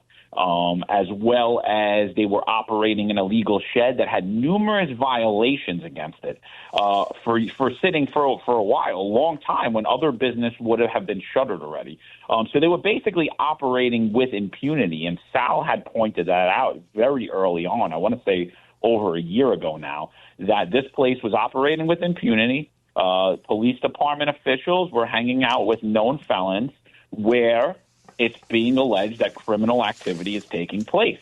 Obviously, not something that New York City residents would expect, or anyone across this country, from a sworn officer to be hanging out with known criminals. Especially, you know, we swear an oath and we hold ourselves to a higher standard. Obviously, the firing of Sal Greco, it shows right then and there how political it was. I mean, they fired him for hanging out with you, Roger, and you have a pardon from the 45th president of the United States. And your arrest and your conviction was very political. The arrests and the crimes of the people that the New York City officials and the NYPD officials are hanging out with are not political. These are street crimes. These are low-level crimes, drugs, extortion, just basic mafia-style crimes where no police officer should ever be involved with because it could give the appearance of impropriety. Sal Greco hanging out with you, he could do no favors for you. He could influence nothing for you. So it was absolutely ridiculous what happened. And here we have this nightclub that nothing happened to them. Other businesses are being held to standard. They're not. And the only thing that we have there is basically what this business owner that came out recently said, is that there's these people, the upper echelon of the NYPD, along with the police commissioner, his twin brother, who's not the same owner of this business, are basically running an extortion protection racket where they're able to get you out of tickets and things of that nature, not only with the New York City Police Department, but with other state agencies. And yeah, I think Sal Greco hit the nail on the head because that's exactly what it appeared to be. The business did get shuttered recently, but after a year of basically Sal calling it out everywhere. Let's go to the broader question of crime today in New York City. We saw this in the presidential debates last week when when Kamala Harris, the vice president, claimed in the ABC debate that crime was down across the board in every category, only to have the new FBI numbers come out days later showing that crime was up in every category. In other words, those who fact-checked Trump were wrong. The Adams administration insists that crime is down under their statistics. Are they fudging the numbers? So, I mean, they point to arbitrary time periods. What the NYPD does is they'll point to a 7-day period. They'll point to a 28-day period. They don't look and take crime as a whole in the Adams administration, because if you take crime as a whole or violent crime as a whole, crime is up over 30% since Eric Adams stepped into office. But when you look at what Eric Adams puts out, they'll take 3 crimes. They'll say, okay, shootings are down, homicides are down, and something's down, crime's down. But it's arbitrary. It's not, they don't take big picture crime. And literally no one believes them. No New York City resident believes them, because they shouldn't, because by their own numbers, crime's up over 30%. Both regular crime and violent crime's up 30% since the day Eric Adams took office. It's up even more from 2019 when bail reform, discovery reform, and a lot of these progressive pro-criminal reforms were instituted in New York State. So it's up even further in that. But yeah, so Eric Adams and the NYPD, I won't say that they're fudging numbers, but they're absolutely misleading people. There have been some questionable things that have happened, which raised my eyebrow. Recently, there was a young man in a movie theater who was beat up and robbed by other kids. They beat him up and robbed him. The report should have been taken as a robbery. Staten Island Advance reported that when they called the NYPD to see what happened, the NYPD said it was a petit larceny. So a robbery is a felony complaint. So obviously, if the complaint is taken wrong on the scene, that number never gets down. And now we just have a petit larceny, and they tell you that crime's down because a petit larceny is a misdemeanor crime and does not get counted into the overall crime stats when we talk about is crime up, is crime down in New York City. And they play the same game when it comes to transit. Transit crime's down, transit crime's down. But what they don't tell you is that we're on pace right now to have the most homicides inside of New York City Transit than we've had in 25 years. So, I mean, you know, what they're doing, that they're misleading the public. They're basically misleading the public, as well as there are definitely games being played, and there are provable instances that I could point to where that happens. I won't say that happens all the time. Obviously, reports, you know, things could get misconstrued from the report taking time to when someone has time to actually recollect the events properly. So, you know, crimes are dynamic situations. But yeah, crime's up in New York City. Overall, crime's up in New York City. Violent crime's up in New York City. And everyone feels it. Everyone.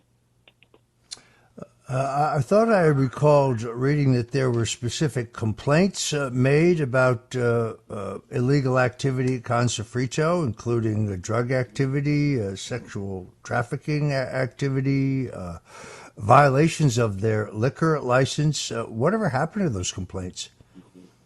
Well, that's a good question, and that's what we're trying to figure out now. I know Sal Greco actually, in his lawsuit, has actual documentation of notifications that were made to the NYPD's Vice Enforcement Unit, which would deal with complaints of sex trafficking, drugs, things of that nature, and basically they were never answered out, and that should be concerning. It should not only be concerning for New York City residents, but it should be concerning for every business owner. Every business owner is held to standards.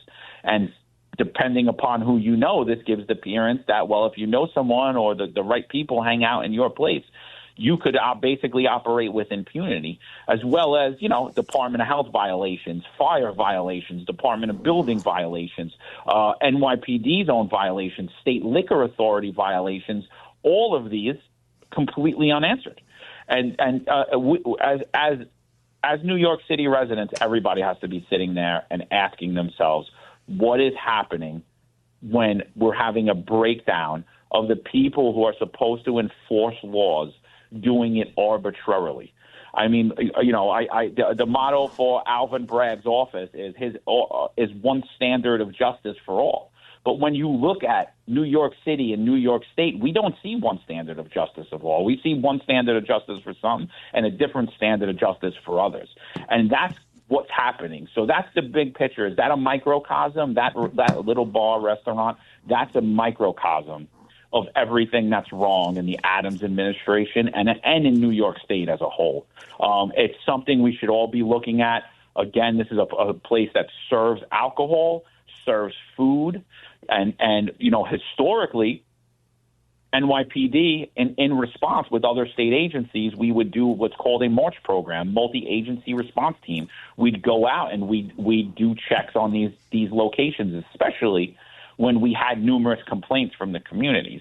And we'd go there and make sure everything's up to stuff. They're not selling bad alcohol or bad food. The kitchen's clean. They don't have any fire violations. It's not a danger to the public.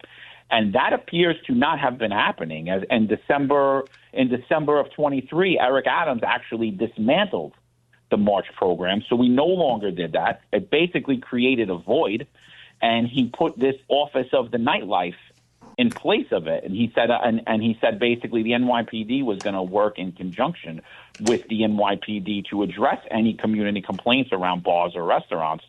What's very concerning about that is because the business owner in Brooklyn and Coney Island, he reached out. He was having problems with the NYPD issuing him violations. He wanted to know what he could do to cure that. And this is what Eric Adams had put in place, the CURE program with the Office of Nightlife. So he reached out to the Office of Nightlife. He spoke to a man there, Ray Martin. Ray Martin is a well-known friend of Eric Adams, well-documented. I actually posted some stuff about it on my social media. And he reaches out to Ray Martin. He says, listen, I'm having a lot of problems with the NYPD. I want to keep my business open. I don't know what to do. He reaches out to him in an official capacity to the Office of Nightlife. He wants to further his business and operate it legally and be allowed to make money and provide for his family. And when he reaches out to Ray Martin's advice to him is either reach out to the former police commissioner's twin brother, James Caban, or shut your business. So the business owner reaches out to the former police commissioner's twin brother, James Caban. And what the business owner alleges is that James Caban tells him, give me $2,500 and I'll take care of all your problems. The business owner feels that that's extortion. He doesn't feel it's right because it's not right. The appearance is completely wrong. He doesn't pay. And he says from that time on, not only did the enforcement against his business not stop, it ramped up. So the appearances here there's several high corruption allegations happening here, not only with the New York City Police Department, but around the entirety of the Eric Adams administration. And these investigations are very warranted. They're warranted. Everyone in New York City should be asking for it. All right. I'm afraid we have to leave it there. Our thanks to former police lieutenant John Macari. Again, folks, we're going to be taking your calls at 800-848-9222, 800-848-9222 when we come right back. It's the Roger Stone Show on 77 WABC.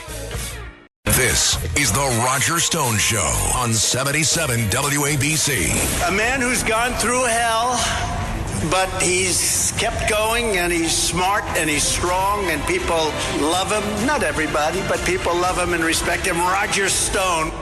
Now, here's Roger Stone. Welcome back, folks. This is the Roger Stone Show. This past Friday would have been my mother's 97th birthday. If you ever saw The Sopranos and you remember Tony Soprano's mother, well, that reminded me very much of my mother. Tough, suspicious, scrupulously honest, incredibly opinionated, and a loving, a great mother, a great cook. We've featured many of her recipes here. So a shout out to my own mom on what would have been her 97th birthday. I miss you, Mommy. I miss you so very much. All right, we're going to go to the call board now. Thank you for joining what we call the Stone Zone on the Phone segment of our program. Let's go to Judith in Brooklyn. You've been waiting. Judith, welcome to the Roger Stone Show. Hi, Roger. It's so nice to speak to you. You know something? I told the screener that I have a question or two, but I do want to make a comment. I just got sort of something, and I want to share with you. Kamala was on with Oprah, right, the other day? And something, a bunch of stuff she said, but something that she said was, she loves America. And everybody loves America, right? So here's the deal, Roger. So how could she allow 20 million illegals to invade America that she loves so much when she's been on record to say that she will release them right away and not detain them or vet them, okay? And we all know that these are criminals running rampant without impunity. So I love the way she's an oxymoron where she loves America, but she's doing everything against American citizens, okay? And just for her own power, for her own, to get votes. That's what she's all about and more. So that's one thing I want to comment. But I have a question, okay? So President Trump, in 2015, he ran on building a border wall. That was one of his things he ran on, and he was terribly criticized for it. He's a racist for it, blah, blah, blah. But that was his baby, right? So tell me something, Roger. What is the real story behind the quote-unquote bill that she claims that he did and the Republicans did not go along with? I'm curious what that's all about. If you could explain what the bill was. And and also, on what grounds did Tulsi Gabbard become a terrorist on the terrorist watch list? Like, what in the world did she do that she merited this great honor? I mean, please. It's pretty incredible. The reference is to the Lankford bill that was sponsored by Senator Lankford of Oklahoma, who's what we would call a rhino. He was encouraged by Mitch McConnell to sponsor this border, quote-unquote, border security law. Now, the law specifically kind of grandfathered allowed 2 million illegals a year to automatically come in the country. That doesn't solve the problem. It did include a great deal of money, but it wasn't money to seal the border. It was money to process the 2 million who were coming into the country. So the claim that there was a bipartisan bill that would have sealed the border and solved our immigration problem is just a falsehood. Trump did not oppose it because he would be losing an issue and oppose it on political grounds, which was the claim made. No, the bill specifically allowed for the illegal passage of 150,000 illegals per month. If you do the math, that comes out to be about $2 million a year. This was an establishment bill that would not have solved the problem. As Donald Trump points out repeatedly, we don't need a new law. We just need to enforce the laws that are already on the books and reinstate the various executive orders on border crossing that Donald Trump had put into place literally within days, if not hours, of him being sworn in, all of which were repealed under Joe Biden. Secretary Mayorkas of Homeland Security bragged about the repeal of these regulations. To go to your other question, it is an excellent question. I mean, Tulsi Gabbard was a 4-term congresswoman, a Democrat from Hawaii, was a presidential candidate in 2020, served her country as a combat veteran in both Iraq and Kuwait. To this day, she holds the rank of lieutenant colonel in the U.S. Army Reserve. When I spoke to her a couple of days ago, she told me that other than her Army Reserve duty between now and the election, in which she has some days of required duty, she is dedicating every day to working with Robert Kennedy. She's now an independent. Robert Kennedy, I think he's still a registered Democrat, but who ran for president as an independent. Both, I think, very, very effective surrogates for Donald Trump. Now, you would think that the Congress, particularly the House majority, would be interested in how one of their colleagues ended up on a secret TSA domestic terrorist watch list. She's no criminal record. She's no danger to anyone. I think the answer, by the way, is that she went on the list the day after she criticized Kamala Harris on television. And I think that is your short answer. Thank you so much for your question. Let's go to Tony in Clifton, New Jersey. Thank you for joining the Roger Stone Show. Hi, Roger Stone. You know, I'd love to comment about your mom because my mom was the same. She was very savvy to people and what they say. And she was also outspoken a bit about Democrats because she said, which I always remember, they get us into war. But I do want to say that my mom taught me not to be gullible, and that has really affected me as an adult, sort of thinking politically. And when I think of Kamala Harris, and I want your thoughts, I just want to tell you how I feel. I feel that what she brings to the presidency is a propaganda ministry. And this Democrat Party, you would say, that we have now has infiltrated our three-tier system of government with a propaganda ministry, meaning Kamala Harris is running for president and she's the chief propaganda minister, or maybe they're all equal. She brings to the table her word salad, but Roger, so often they're leaking with a bit of American Marxism, meaning an opportunity economy, meaning a sidebar of what you're going to get, Elon, if you don't quit what you're doing. And then what this party has brought to the other equal branches of our government, meaning the Supreme Court, they have brought their propaganda against it continually and threatening it. And of course, lastly, to our legislature, they have used our legislature to work against its own system of government and three tiers with attacking. And so when I think about what they've done, we are really, Comrade Kamala is nothing else but a pure propagandist who, in some sense, is doing more than we give her credit for. Many propagandists, and I'll end it at this, I don't want to take up your time, but the propagandists that we've gotten have suppressed our election information from 2020 with Twitter. They've suppressed the information about Hunter Biden and even the information about the election actual fraud investigations on the 2020 election state by state. And so for me, people cannot look at her as a giggly person. That's her style of propaganda. And my mom was right when she told me, Roger Stone, to be careful of what people say to you and how they say it. Thanks, Roger.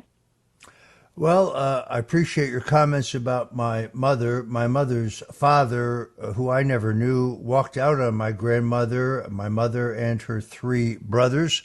I don't think she really knew her own father. She was forced to raise my three uncles when my grandmother had to go to work to support the family. My mother was an extraordinarily tough, self-reliant woman.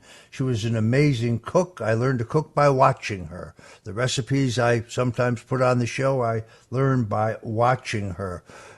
She was a very shrewd woman. She believed deeply in God. She insisted we get a good Catholic education. She was a tough disciplinarian. I can't even begin to tell you how much I miss her every single day. You're right about Kamala Harris. I'm not sure how much is there. She's a product of coming up through the chairs in the Democrat Party. There's an incredible new documentary out that's called Arrested by Kamala, A Black Mother's Story. It's a documentary by the filmmaker Joel Gilbert. It is a story about Cherie Peoples.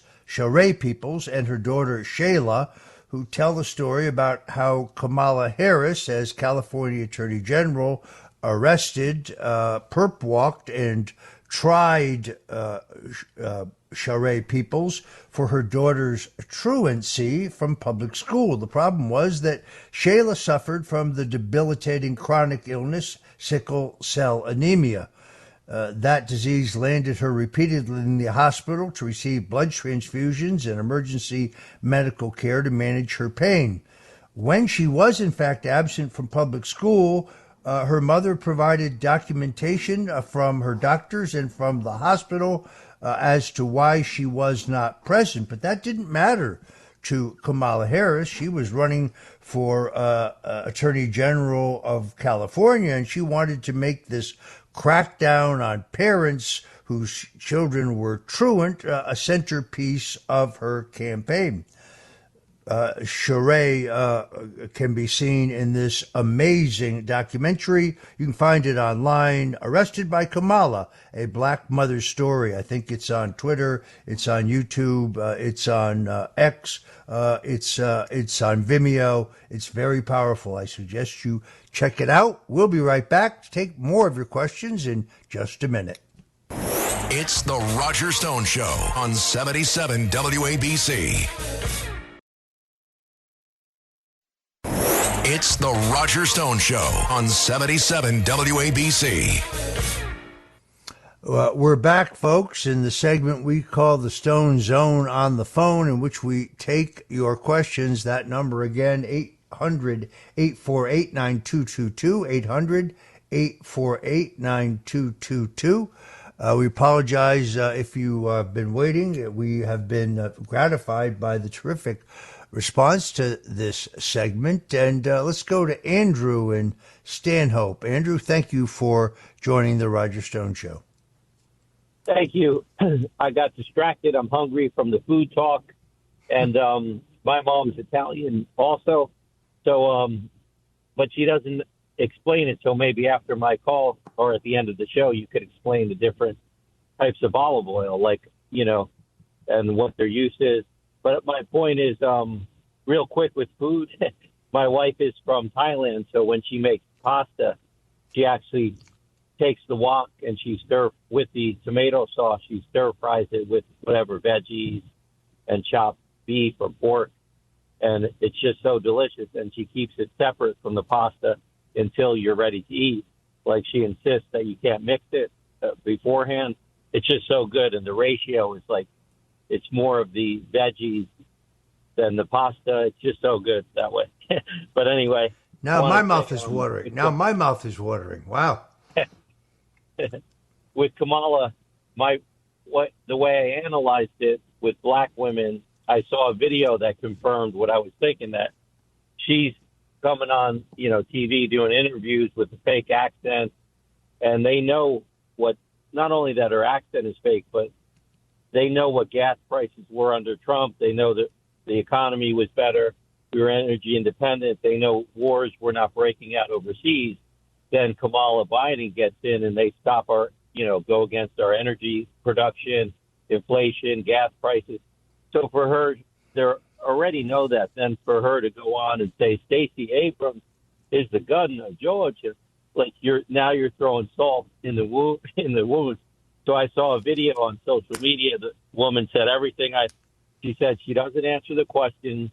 We don't care about your mom's house and your people like their lawns, and we don't care about Venda. We want you to answer the questions. You're not answering. You're not from the South. Stop putting on a fake accent. You're from Cat. So everything that I said, the lady confirmed. And the phony accent wouldn't be as bad if it wasn't for her policies messing up the economy. They probably wouldn't like it, but they would let it slide. So she's just like rubbing salt in the wounds by insulting their intelligence by putting on fake accents. But I'll let you comment, and you could explain the olive oil if you have time. Sure. Types. But, look. It is my understanding from the whistleblower that Kamala Harris got ABC to specifically agree not to ask her any questions during the debate about her record as a prosecutor, where she was both the district attorney of San Francisco and then later attorney general. I think it is because of the case, among others, of Sheree Peoples and her daughter, Shayla. Not only was the child absent from school because she was suffering from the chronic illness of sickle cell anemia, but at 12 years old, she suffered a stroke, resulting in permanent paralysis of her right arm and her right leg. Instead of giving in to the pressure to plead guilty, she refused. Sheree, the mother, refused to plead guilty, and she fought in court from 2015 to 2018, when the prosecutors finally dropped the case, because in 2018, the California Supreme Court ruled that Kamala Harris's policy of arresting parents for the truancy of their children was unconstitutional, and Harris's abusive program, which had been the centerpiece of some of the advertising in her campaign for Attorney General, was ended. Now, what's amazing about that is that in 2019, in an interview, when she was asked whether anyone was ever arrested or went to jail for this truancy policy, Kamala Harris said there were about 20 cases, but no one went to jail. Well, Sheree Peoples knew better. This is a powerful documentary. It's called Arrested by Kamala, A Black Mother's Story.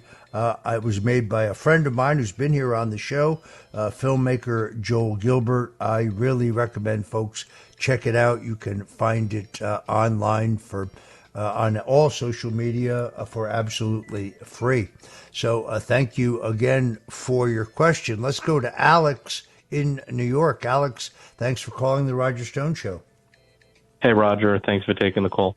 I think that the Trump campaign should really go after Kamala Harris about her stance on abortion, because I think she's contradicting herself. And she said this at the NABJ interview that she had, as well as during the debate with Donald Trump.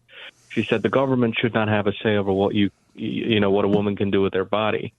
And right afterwards, she said that she is for Roe versus Wade, and she is for putting that back into place. And according to Roe v. Wade, after a certain period of weeks, you can have an abortion, and the government, then says, the law says that you cannot have an abortion after that period of time. So Kamala Harris doesn't want to tell us a specific number of weeks that she, believes that after that you shouldn't be able to have an abortion, but she said that she is for Roe versus Wade. And so she's lying to the American people by saying that it's only Donald Trump who thinks that the government should have a say over when you can't murder a baby, when she herself, apparently, by saying that she is for Roe versus Wade, also believes that at some point the government should have a say on when you cannot have an abortion. Well, I think there's a complete distortion here, both her position and Donald Trump's position. Kamala Harris and her running mate, Wacky Tim Walz, continue to insist that Donald Trump, if returned to the White House, will sign a federal abortion ban. He has never said that. He has always opposed a federal abortion ban. He has always been in favor of sending this decision back to the states. And different states are putting different restrictions on abortion. Some are more liberal than others. Others are more restrictive, but the people are deciding.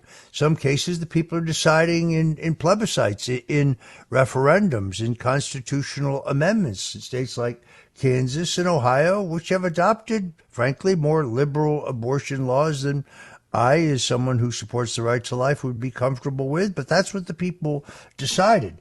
They continue to recycle this lie that Trump is for a federal abortion ban, which he is not. They also claim, to try to further muddy the waters, that Trump would ban IVF, for fertility drugs, when in fact there was a movement in Alabama to do exactly that. When Trump learned about it, he started working the phones, lobbying individual Alabama Republican legislators to kill any proposal. And now under Alabama law, IVF is available to women. Then, just for good measure, they throw in the additional lie that Trump would outlaw birth control. He's never said anything of the kind. Look, they won the 22 election to a certain extent by distorting the position of Republicans on this issue.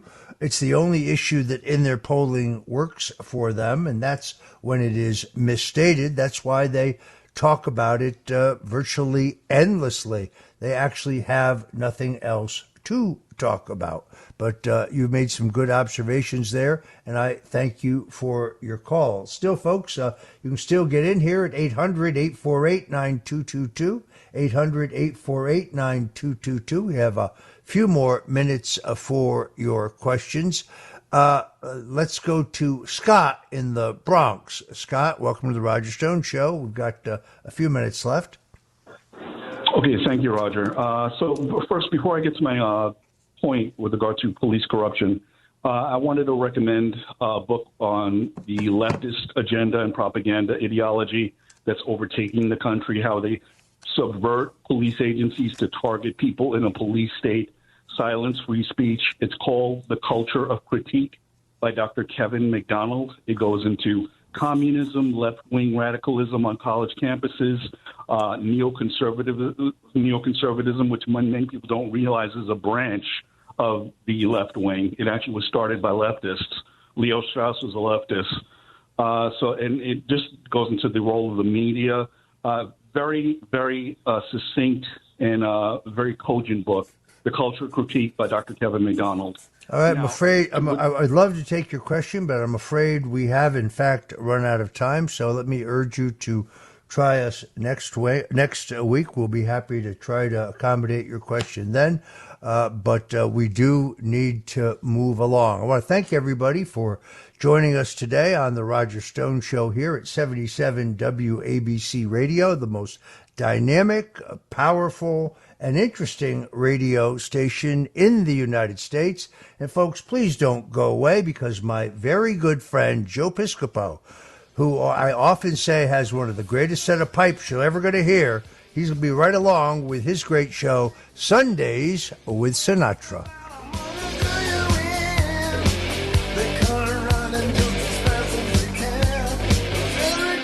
Crazy about a shot.